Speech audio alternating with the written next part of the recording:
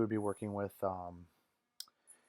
chapter 12 on this lecture post here. So remember, this will be under week 3 under PowerPoint 3. So, and it will be a YouTube video, but it'll be available for you guys to be able to see directly in the class. So let's go talking about hormones. So basically with activity included in it, so not just what the hormones themselves do. So really quick little opener here, kind of showing you like where you're going to find your hormonal based types of things, what types they are. We're going to go through each one of these and why they act the way that they do. Okay, so you can take a look at that on your own if you need to, but just understand that you can find them in many places. They have many different responses. So let's kind of rock and roll through that. So organizationally, what are we talking about here? With the endocrine system, so your hormonal based system, you're going to have 3 components here. You're going to have the host gland that basically holds on and is the storage form or the storage location for the hormones themselves. You have the actual hormone, and then you have the target cells or the target organs that need to be basically turned on and activated via via the hormones doing their job, because they'll go in and they'll do whatever the effect is that needs to happen. Okay. So what is really a hormone? It's a, like it says there, it's a peptide or a steroid secreted by a cell or a group of cells into the blood. So what are we saying there? It's a peptide, meaning an amino acid, broken down into smaller amino acids broken down into small, super small peptides. And then the steroid base, which we know about those, made out of cholesterol. All right, they get transported via the blood, and they end up going to that target or the target cells or the organs, and depending upon what the message is that needs to be done, um, that it's going to actually have to exert its powers to be able to get that to function, whatever it is that needs to be turned on. Now it says here you need relatively low concentration, so you don't really need too many hormones to provide a specific, a specific a specific reaction. Okay. And then, like it says here, some non-hormone substances function as chemical messengers as well. So, just understand that, that can also be the case as well for message sending purposes. So, classification-wise, you got the more common, which we would call are peptide or protein hormones, and they are a bunch of linked amino acids put together that they're going to be able to basically find the surface of a particular receptor of the cell on the membrane surface, and then what it'll do is it'll through a secondary messaging system be able to send a response into the cell to then transform it and to basically transcribe into something that it's trying to do, right? Peptide or protein hormones are very common. They're usually one of the more common ones that we have. Now, steroid hormones, like I said before, they're made up of cholesterol, so that's why we have to have cholesterol in our system. Not having cholesterol in our system can actually be a disadvantage versus people who think that lowering your cholesterol to a really low extent, we make it naturally, but at the same time, you need to understand that we have to be able to get some dietary in there to make sure that we get proper amounts of particularly HDLs for that reason. All right, now also like I said, it makes everything in the body, but the adrenal cortex in the gonads and then the placenta, so obviously we're going to talk about reproductive based hormones here as well. And then lastly, your amine hormones, they're usually found with a single specific amino acid. So if you look right here, like you'll see the terms tyrosine and then tryptophan. Well, tyrosine, that's its own amino acid. Tryptophan, that you've heard of that one definitely because of it being in Turkey. But tyrosine, you can also find in like energy drinks contain them and everything like that. But they're also found in meat-based products and everything like that as well because they are an amino acid. Now, these amines, the amine hormones, epinephrine, norepinephrine, and then serotonin, we talked about those in the last class in terms of the neuromuscular system. So, serotonin feeling good, and then epinephrine, norepinephrine, meaning your adrenaline. So, just a kind of a little bit more detailed chart here, but you can see here, they give you really good examples. I know you've heard of insulin. I know you've heard of glucagon. For those of you who've taken nutrition class, you know about leptin and its ability to make you feel, that hunger pang. And then you have something called IGF-1, which is what we call insulin-like growth factor 1, and that's more working in conjunction with insulin. It's not like made, its job is to promote growth and everything like that. So that's its main, the main types of peptide hormones. Whereas steroid hormones, you have androgens, you have what's called DHEA, and then cortisol. Cortisol, more commonly as a stress hormone. And then there's your amines. If you look epinephrine, norepinephrine, so your adrenaline, and then thyroxine, which is T4, which is a thyroid hormone, which helps in regulating metabolism, gaining and losing weight. So that can be really, people who have a thyroid condition, sometimes it's like T3 or T4, which is thyroxine, and those can be, you know, if you're low in that or too high in that, you can have a problem with weight management. So, really, how do they function? It's really, as simple as there's something that is detected that needs to be changed, um, and then cells need to start doing their job. So what'll happen is they'll you'll end up having a hormone that's released from the specific area that it's coming from. It will then send out those hormones to those specific cells that have these receptors on them that will accept the receptor. The receptor will accept the hormone, and then it'll activate something secondarily inside of the cell. So that's what they say when they say meaning by like a cascade of events. That's what they're referring to right there. Um, so for our, like it says here, hormones influence cellular function. Well, yeah, what are they going to do? They're going to change intracellular protein synthesis rates, which is awesome because that's going to change what proteins do and how they react within the cell. They'll alter enzyme activity, so things that speed up reactions, enzymes, they're going to increase or alter, change. So it could be they slow them down as well, but they'll change that enzymatic reaction rate. It'll change cell membrane transport. So, getting to that point where you're going to be allowing things in or things out. And then lastly, it's going to influence secretory activity or secreting specific, hormones to be able to do certain things. Okay. So that's what we're looking at from that perspective. So this is an example of everything that happens. So you're talking about a hormone coming through, extracellular space. So eventually it's going to come from the blood and then get close to the cell. Well, what it's going to do is it's going to, I know this looks like Pac-Man over here, but you get the idea is that this is the receptor. The hormone is going to be accepted by the receptor. And then from there, you'll see here, adylate cyclase, which is an enzyme. So this receptor is going to follow in the arrow. It's going to activate adylate cyclase, which is again the enzyme that's within the phospholipid bilayer.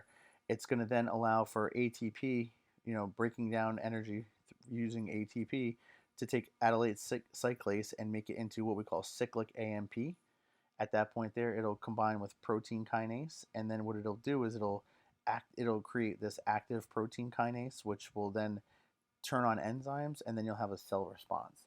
Now, this is just kind of, I'm not going to be getting into testing for this, but it's just kind of a way to show you how, like, when a hormone is released, in the extracellular space, once it gets into the intracellular, this is what we were talking about when we went to, changing intracellular protein synthesis rates. That's what's happening right here. You're changing your protein synthesis at this point. And so what that does when you change the protein synthesis is it actually it creates an inactive enzyme, which makes it active, and then it will create the cell response that it needs for metabolism, for protein synthesis in terms of like trying to work with recovery and rebuilding. So it just depends on what it is. Okay. So again, this is what I was kind of explaining before. Obviously, this is coming from the pituitary, which is, off of the hypothalamus. But you can see here, hormones are going to get brought down through the blood, and then they'll do exactly what just happened here. So this extracellular space, it's going to be, these hormones are coming directly from the blood. Okay, and then what happens here is once they, again, hit the receptor, for our sake here, we're going to talk about the kidneys are now going to turn on, and they're going to do something depending upon what it is they're called upon to do. Like, it could be something for filtration purposes, or it could be to remove some specific byproduct that was in there that might be foreign. So it just depends on what, again, the activity is called upon for the kidney. So when target cells are activated, okay, usually there's three factors that come into play when it comes to basically activating those target cells from a hormone and from it being accepted by the receptor. Because remember, hormones are only going to be accepted by the receptor that is going to make it active. So certain hormones are going to work with certain receptors, and that's just how it works. So what happens at that point? Well, it just depends on how much, how much hormone level, what the hormone levels are within the blood. Okay. It just also depends on how many target receptors are available to receive those hormones and how quickly they take the hormone and release it and then get another one to come in. And then lastly, what's the affinity or the strength of the union between that hormone and that receptor? Is it a good fit? This is where you would say something like, can you really fit a square peg in a round hole? That's exactly what we're saying here. You can't. It's impossible to do. So the affinity or the attraction level of that hormone to that receptor is really going to become crucial as to if the actual cell is going to be activated like it's supposed to do the job it's supposed to for that particular cell. So again, we talked about enzymes before, and how, if we went back to this picture here, we said that adylate cyclase, protein kinase, um, those are both enzymes that are going to help speed up reactions to create different enzymes to then turn back on to then do our cellular response. So, what do we need to have happen though is, like it says here, hormones affect enzyme activity in one of three ways. It'll stimulate, meaning it'll speed up the enzyme synthesis. All right. It can combine enzymes to change the shape through allosteric modulation, which increases or decreases the ability to interact with the substrate. So basically, what we're saying there is, um, are we able to take that enzyme and basically translate it into something different? And then at that point, there will it then be able to interact with whatever it is it needs to interact with. Okay.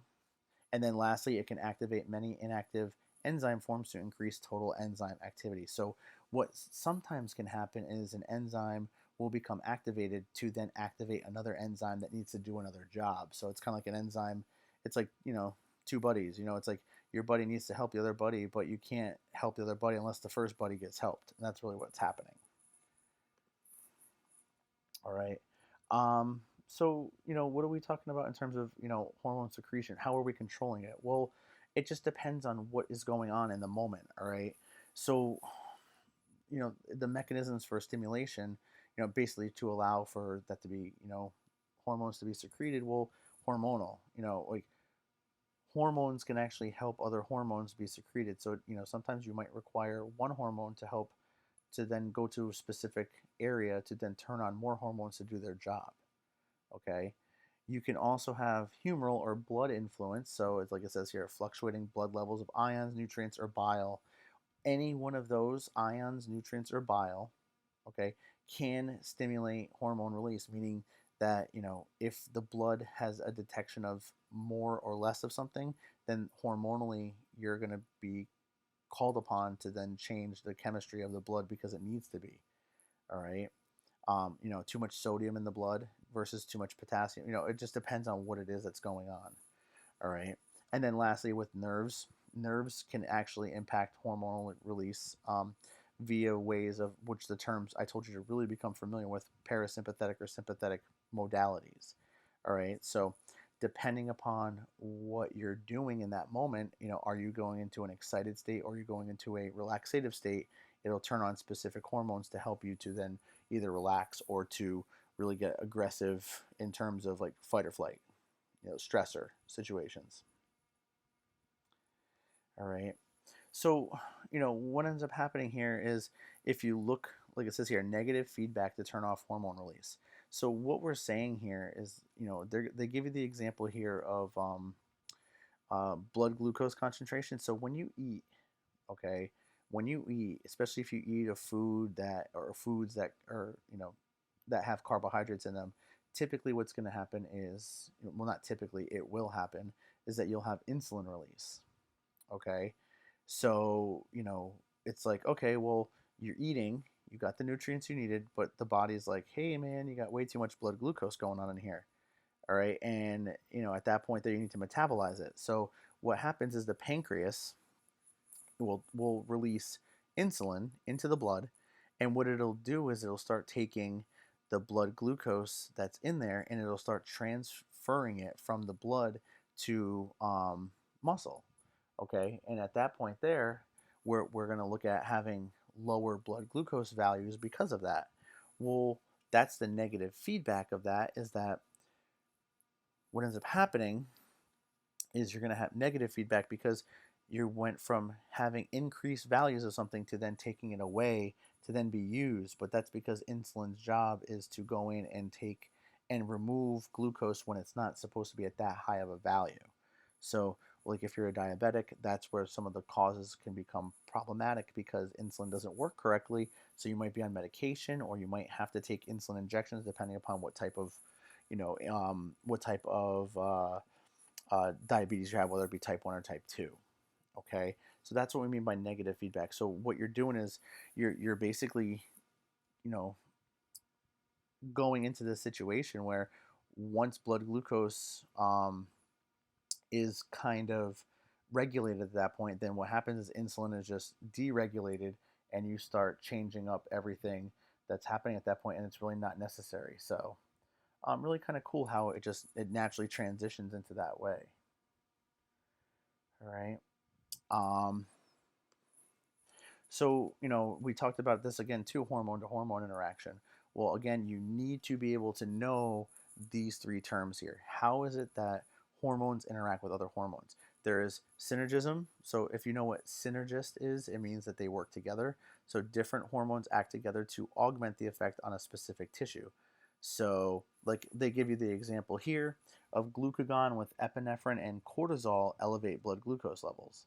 Okay, so that's when we talk about the difference between insulin and glucagon. Glucagon is actually going to release blood. Uh, uh, excuse me. Glucagon is actually going to release glucose back into the bloodstream because you might be hypoglycemic at that point, or not, or too low of blood sugar. Okay, so you're gonna say hormones are gonna work together. So that's what synergism or synergists work about. Permissiveness. So one hormone cannot exert its full effect without the presence of a second. So, like I said, they give you the example here of a thyroid hormone increases the number of receptors for epinephrine, all right, at its target cells, and so at that point it augments epinephrine's effect on the specific cells. So again, the thyroid hormone needs to be present to exert the full effect of epinephrine at that point. They work together, but one cannot do the full effect unless it has the backup. It's like, if you're a police officer and you go into a hostile situation, you really can't go in without backup. That's permissiveness. That's what we're talking about. Again, depending upon the situation. And Bobby's probably shaking his head right now at me, so I'll let that go.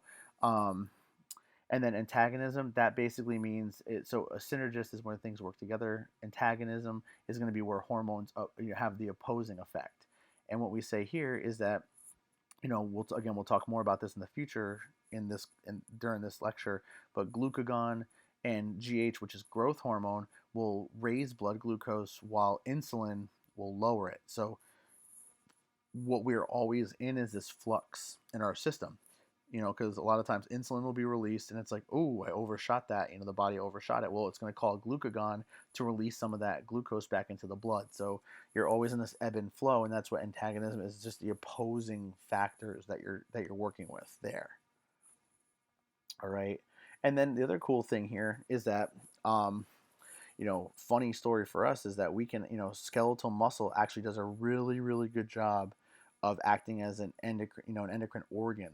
Okay, so just depending upon what it is that you're trying to do, well, skeletal muscle, it's going to always have this effect where, depending upon the muscle fibers that are called upon, whether it be type 1, type 2, all right, what'll happen though is with muscular contraction, you can allow for hormonal changes to occur, which will then, change glucose and fat, levels. So what'll happen is, depending upon, like they give you the example of interleukin, and what interleukin does is it activates what we call AMP-K, or AMP activated protein kinase. And at that point there, when AMP-K is released, typically what you're going to do is you're going to have this increase in fat oxidation. Now, for testing, you're not going to do this. I'm just kind of going through this as an example, but if you're acting as an endocrine, organ, what's happening is you're having hormones that are being, rolling through the system, and then when skeletal muscle contracts, what it's going to do is it's going to decrease glucose uptake, which means it's going to use it versus store it, but it's going to increase fat oxidation under hormonal change because, as we know, that adipose tissue, will start, increasing what we call lipolysis or fat oxidation to break it down so that we can then have, smaller, we're trying to shrink the size of the fat cells that we have versus actually we're not removing them. Okay, so that's how muscles can work because they're doing that specifically in a hormonal type of environment. All right. So at this point here, what we're going to do is we're going to get into specific types of hormones. And so for our first one here, we're talking about anterior pituitary. So if we go into each section here, I know you can see it, but if you look, this is where this area right here. All right, this is your anterior. Okay,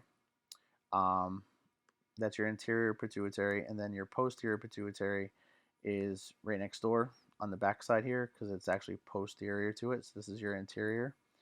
Okay, that's your posterior, excuse me. And so each one of them is going to have their own major function. So for our sake here, the anterior pituitary, let's roll with it. Growth hormone. Okay, and I know a lot of you have probably heard about growth hormone, but what it does is it promotes cell division and proliferation throughout the body. So we're talking about, the ability for our system to basically divide cells and then proliferate, meaning we're going to be able to, it, hold on one second here. I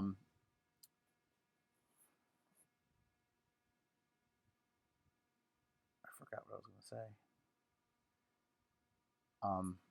Oh, yeah. So no, so with growth hormone, what we're trying to do is we're dividing cells so that we can then create new ones. But then obviously with proliferation, we're talking about actually physically being able to multiply the amount that we have. So the cool thing is that like with growth hormone, that's, even under people who take growth hormone illegally, in terms of like a synthetic or steroid base, or like it's just not steroid based, but like performance enhancement based. What they're trying to do is they're trying to get more availability to have more cells so that we can increase the size of more cells versus just one. Okay, so what it does too is it also facilitates protein synthesis. Well, for our sake, we want to have protein synthesis. We want to be able to increase or regenerate the protein that we have broken down in our systems. Okay, but for our sake here, what are we really concerned about? And I know you'll definitely become tested upon this. Is this right here? This right here. Okay. When is growth hormone become the most active? It increases a few minutes after physical activity begins, and then it relates closely to peak intensity than duration or total volume. So what we're saying here is that if you work out more closely to your maximal intensity, you have the ability to spike growth hormone influences throughout the body, which will then create, as we set up here, cell division and proliferation. So we're talking, and then on top of that, we're talking about protein synthesis. So we're basically being able to use growth hormone effectively to help our system grow. Now, there's some good evidence. There's some not so good evidence that shows that people who take growth hormone, you need to usually take growth hormone with something else to help you with like growth in terms of like muscle mass. So people who take like growth hormone as like a supplement in terms, like you have to usually get that from like a prescription or from an anti-aging clinic or something like that. So you can't, you're not, if you get growth hormone off the shelf, it's usually not legit. All right. So, but just understand that what are we talking about? If you're a runner, growth hormone may not be able to provide you the greatest impact. Whereas, peak intensity, we're talking about, max lifts and things like that, or sprint based types of activities are definitely going to be able to promote a better growth hormone response. So if you look though, again, coming from the anterior pituitary, what is, you get your growth hormone, it's going to, what is its main function? Its direct action is anti-insulin. So what it'll do for our sake is it's going to release triglycerides. All right. This is really important because if it's releasing triglycerides, guess what we're doing? We're increasing fat oxidation, which means we're breaking down those fat cells to be smaller and smaller so that we use that fat the way it's supposed to. But the other problem is it hinders glucose uptake. to maintain blood sugar. So so for people who take growth hormone, um, a lot of times it, you this is where it gets tricky. People who take growth hormone a lot of times experiment with insulin, illegally when they're not supposed to be. All right. So you got to be very careful with people, if you're working with people under those conditions, because it really can mess with their, metabolism. It can mess with their growth. It can mess with their, just overall body functioning. All right. The one thing is it does have indirect actions like being anabolic, so for growth purposes, and then that's one of the indirect actions of it. All right, and then over here you can see, what is it? If we look at everything, it promotes skeletal growth.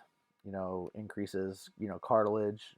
All right, increases the synthesis of protein and new cell growth. That's always important, simply because the fact that you're able to, you want to be in more of a what we would call protein synthesis state than you want to be in a protein degradation or breakdown. So this is why when we say this term right here, being anabolic or anabolism, that's what we want to really work with at that point. Another one that we're going to talk, we talked about growth hormone, we're talking about thyrotropin or TSH. Okay, it's also known as what we call the thyroid stimulating hormone. All right, and what is this job? Maintains growth in thyroid gland development and the regulation of hormone output from the thyroid cells. So again, the anterior pituitary is not even close to the thyroid. Okay, they're not like, it's not like they're next door neighbors. But what we're saying here is this is one of those deals where this is like a synergistic effect. Thyrotropin is going to help with, thyroid, the thyroid functioning. So you need one to help the other. Okay. Um, so physical activity, like it says here, physical activity usually increases anterior pituitary TSH output. So that means that if we're going to be working out, then we need to make sure that we're doing it correctly, and that physical activity is going to enhance this, meaning that we're going to be, if it's thyroid stimulating, it's going to help with our metabolism. All right. We also have what we call ACTH or corticotropin. And then, why is it ACTH? It's adrenocorticotropic tropin hormone. Okay, that's what ACTH is, but corticotropin is the short term. Adrenocorticotropin hormone. All right. Well, it's corticotropin releasing hormone is transported to the anterior pituitary and stimulates ACTH. And what it does, it acts on what we call the adrenal cortex to promote synthesis and cortisol release. All right. So that's good and all, but what are we talking about? Well, one of the major functions is an ACTH actually, or corticotropin, enhances triglyceride mobilization. So meaning that we're going to pull it out. That's awesome, because ultimately what that means is that we're going to break down fats to be used and to basically use them as energy to then shrink them, to be able to basically make them smaller, so that we're doing it correctly. All right. It increases the rate of gluconeogenesis, or recreation of things like lactate or proteins, to be able to be broken down into new glycogen to then be used as glucose. And then it also stimulates protein catabolism. Now, that's not great, but also understand too that we have to have protein catabolism or protein breakdown, because we have to be able to recover and build back up, or make sure that we're constantly breaking down and building up. That's the whole point. We have to be catabolic to then be anabolic in some senses. All right, but people freak out when you're like, oh yeah, you're going to be catabolic. It's like, well, that's not a bad thing, because when you're working out, you're breaking down protein, but it's how you, as long as you're recovering correctly, your diet is on point, and you're getting the right nutrients, obviously, that you need, the correct ones, not just eating enough. All right. So, that's where we can be seeing that this is actually a good thing. Now, ACTH increases with physical activity duration. If you get over 25% of your VO2 max, so something to pay attention to there. Okay. So if you're working at something drastically higher than rest, then what we're saying is that corticotropin or ACTH is going to be released, and it's going to do its job. Well, that's great, because that means that we're going to be able to mobilize more fats out of the fat cells, all right, and be able to stimulate it in that fashion. So that's a really good thing. Also, you have two others, or what you call gonadotropic hormones, or FSH or LH. So FSH meaning follicle stimulating hormones, and luteinizing hormones, FSH, LH.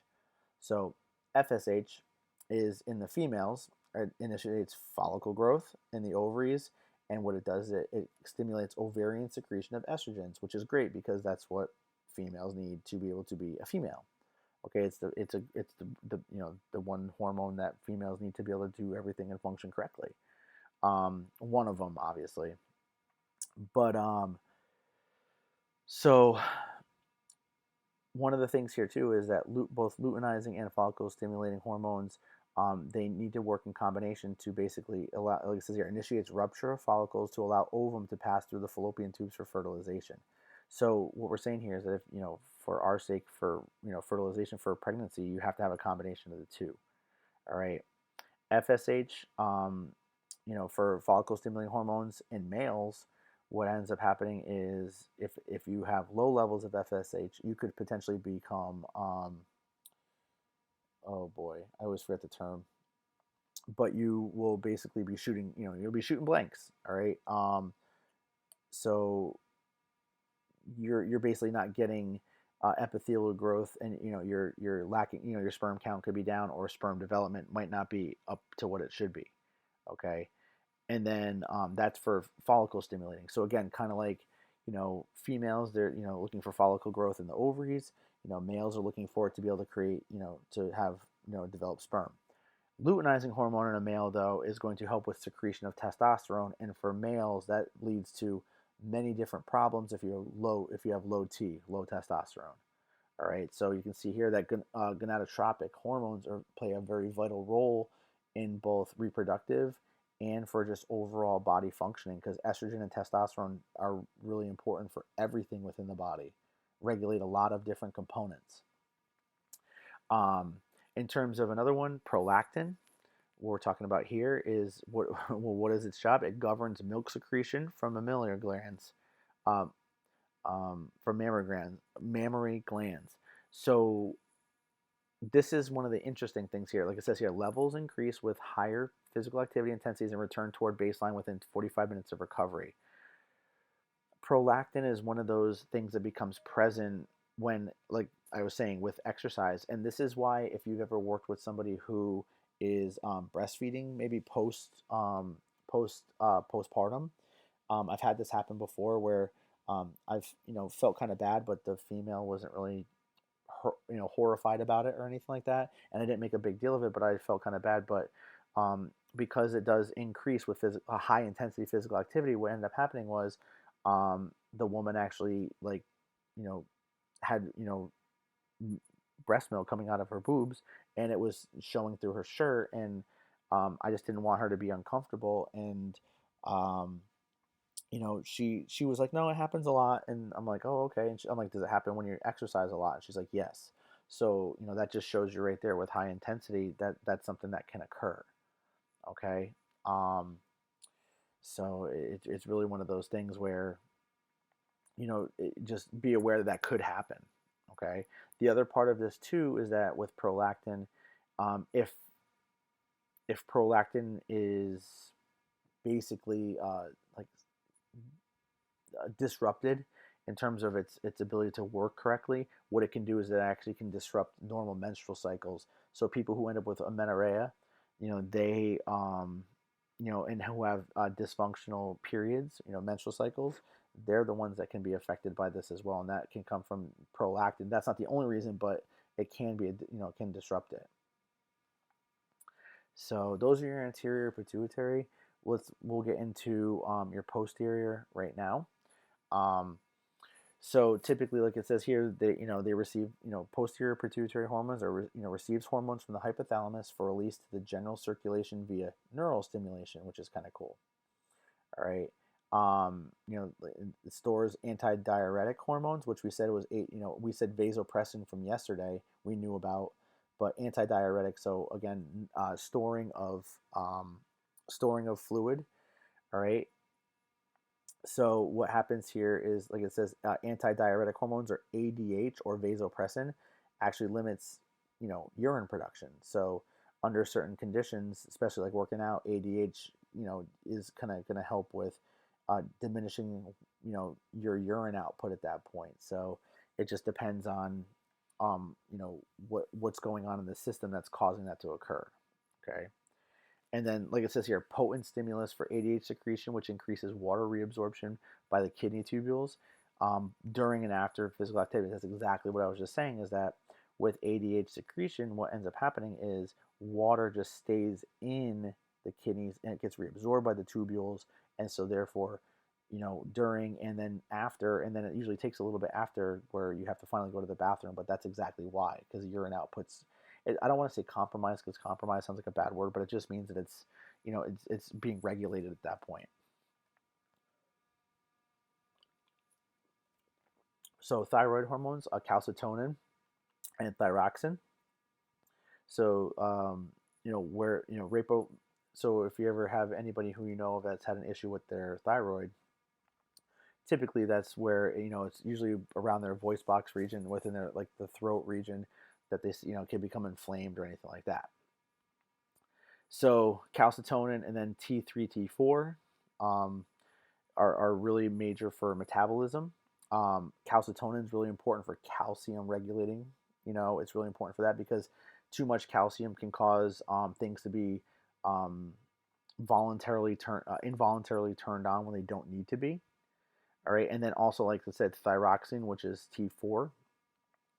Its job is obviously for metabolism purposes, so that's why if people have um, dysfunctional T3 and T4 levels, they can, if they're too low, that means people will typically have weight gain. If it's too high, they'll have a weight loss, because it's just their body stays on and it's unregulated at that point, just kind of stays in like a speeded up process. And people who like lost 50 pounds in 2 months and they weren't even dieting or exercising, it could be potential thyroid concerns or thyroid hormone concerns. Okay. And then again, there's your thyroid hormone, or your thyroid itself that surrounds the larynx. All right, and you can see here, the whole process of there's a hyper and hyposecretion.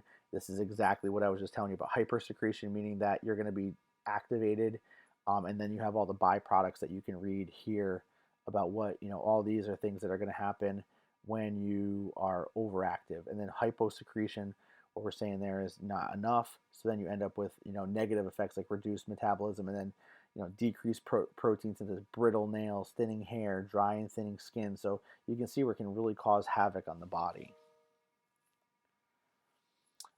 So again, if we look back at here, there's your parathyroid gland over here on the right side. Okay, that's what we're talking about, the parathyroid glands that are located directly on the thyroid. Well, what is the parathyroid glands secrete calcium regulating PTH or it's parathyroid peptide hormones, or what we call parathormone. And what that does is it increases plasma calcium concentrations. So what'll happen is PTH will actually go in there and it'll take calcium from bone. And then what it also does is it helps with kidney calcium reabsorption. So if the kidneys detect that there's a lot of calcium in there, it'll pull some of it from there to help with calcium balance. Okay, and then like it says, it indirectly increases intestinal calcium absorption if vitamin D is present. So that's pretty cool. So again, PTH is definitely really important for calcium in general, and it's going to find its way to make sure that it doesn't lose it through urine output or anything like that. So it'll just continue to try to work its way through and do its job that way. The adrenal hormones, which we've talked about before, we'll talk about them now, obviously, but depending upon where it's located, are we talking about adrenal hormones from the adrenal medulla or from the adrenal cortex? Okay. So with the medulla hormones, the adrenal medulla forms part of the SNS of the somatic nervous system. And if you remember what the somatic nervous system was, that was voluntary action. So there you go, right there, secreting epinephrine or norepinephrine, which are what we call catecholamines. All right, one of the few. And then what is going to happen? It's just, there's a lot of factors that are going to play in part for the adrenal medulla. Okay. And, basically it's intensity, how hard you work. The harder you work, the more, um, the harder you work, the more catecholamine response you're going to need. So you're going to need more of that fight or flight, that more, stressed out response. Duration, same thing. Age, well, one of the things with age is typically the older you get, the less response you have. So you have to be able to work a little bit. You have to be able to get yourself a little, more responded, and even though it's not as easy. And then with gender, males typically have the ability to turn on these send out the adrenal medulla hormones a lot easier versus the cortex, the adrenal cortex, what we're talking about. There's different ones here. If you look, you'll see you have, down in the bottom, these bottom three, you have mineral corticoids, glucocorticoids, and then androgens. So depending upon what it is that is going on and what you need, if the body detects that there's ACTH, so corticotropin stimulation from the pituitary, the adrenal cortex will turn on as well, and then it'll allow for that to occur. So typically, what we look at here are with mineral corticoids, like it says there, it's about 95% of the adrenal cortex hormones, mineral corticoids. What are they really doing? They're trying to regulate sodium, potassium balance within extracellular fluid. And what it does, it also conserves fluid to increase plasma volume. So if it's increasing plasma volume, what that means is it makes it easier for blood to circulate, because blood pressure, when things are thinner, meaning there's more plasma, it's more fluid based, blood pressure doesn't have to be as elevated because you're not as restricted. Glucocorticoids at this point here, we know cortisol is a stress hormone. It doesn't mean that cortisol is a bad hormone. It just means that it's under stressful conditions. So exercise promotes cortisol release, but our body does a better job regulating it under exercise conditions versus if you're like naturally stressed out or depressed or anxious or frustrated or upset because of all the things down there. It says like it has one of the good things, like it says here, is it promotes liver gluconeogenesis, which is great because again, you're promoting the ability to convert other byproducts into new glycogen to glucose. One of the other good things about uh, cortisol is it enhances lipolysis, which means it enhances the ability to break down and oxidize fat. That's great because typically what we think of is that when you're stressed out and cortisol release, you want to gain weight. Well, this is why people who are on like intermittent fasting, their cortisol levels in the morning are very high. Well, that's just because naturally our body at that time in the morning, it's regulated that way. It just does that. But the thing about it is that when it does it, it's actually helping to create a better weight management situation, which is great because that's what we're looking for. We're looking to, basically burn fat. So if we can do that under those conditions without disrupting it by eating food too early in the morning, that's what we're looking at getting into. Okay. And then lastly, you have your sex-specific androgens. So again, the adrenal cortex hormones are going. If there's an androgen, it's going to be help. It's going to help with basically the ovaries, the adrenal glands, and then the testes. So with estradiol, progesterone, and then for female purposes, we're talking about testosterone, and then for the adrenals, we're talking about what we call dehydroepiandrosterone. Wow, dehydroepiandrosterone. So that's DHEA, and for people who know anything about DHEA, it's what people claim to be more about like the fountain of youth for the elderly. So that's what we're talking about there. So I'm gonna stop here for a second. I'm gonna have to um, come back to this. So this is actually gonna be a two-parter.